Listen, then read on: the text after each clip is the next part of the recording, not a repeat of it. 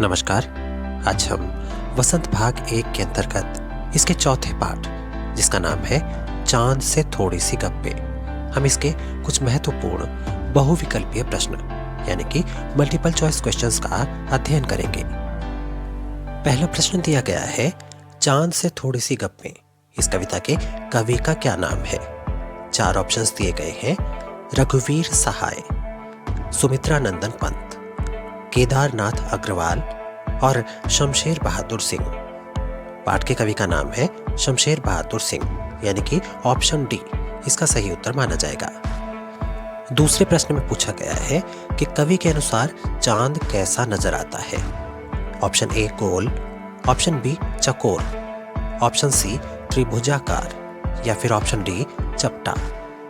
कवि के अनुसार चांद गोल नजर आता है, यानी कि ऑप्शन ए इसका सही उत्तर माना जाएगा। इसके बाद तीसरा प्रश्न दिया गया है कि सिमत शब्द का क्या अर्थ है? 4 ऑप्शंस दिए गए हैं, दिशा, मुस्कान, तनिक या फिर थोड़ा।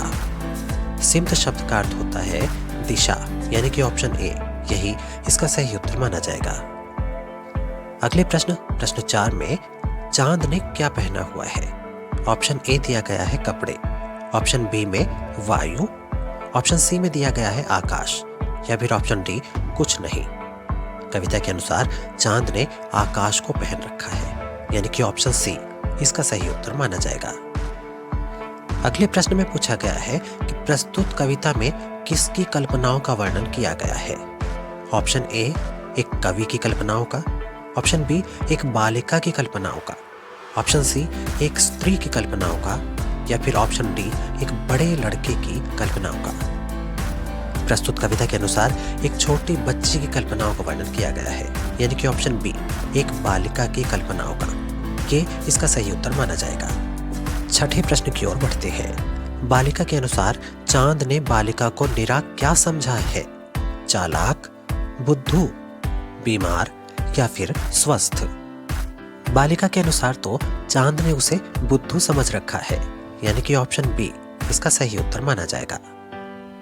अगला प्रश्न देखते हैं, बालिका के अनुसार कौन घटता बढ़ता रहता है? सूर्य, तारा, चांद या फिर पृथ्वी।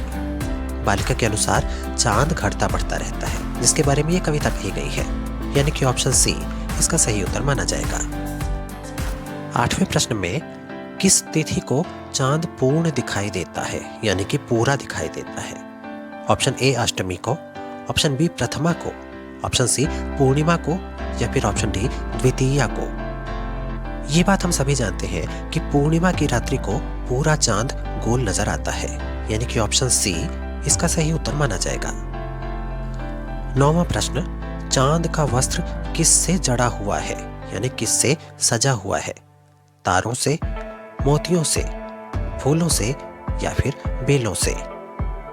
कविता के अनुसार चांद का वस्त्र तारों से जड़ा हुआ है, तारों से सुसज्जित है, यानी कि ऑप्शन ए इसका सही उत्तर माना जाएगा। अंतिम प्रश्न में पूछा गया है कि चांद अपनी पोशाक को कहां फैलाए हुए है? पोशाक का अर्थ यदि आप जानते हैं तो कमेंट करके हमें जरूर बताएं। तो चांद ने अपनी पोशाक को कहां फैला रखा है? ऑप्शन ए लड़की के घर पर, ऑप्शन बी चारों दिशाओं में, ऑप्शन सी पूरे भारतवर्ष में या फिर ऑप्शन डी संपूर्ण विश्व में। कविता के अनुसार चांद ने अपनी पोशाक को चारों दिशाओं में फैला रखा है, यानी कि ऑप्शन बी इसका सही उत्तर माना जाएगा। तो ये थे कक्षा 6 की हिंदी के अंतर्गत इसके चौथे पाठ के कुछ महत्वपूर्ण बहुविकल्पीय प्रश्न। आशा है आपको ये प्रश्न अच्छे से समझ में आ गए होंगे। धन्यवाद।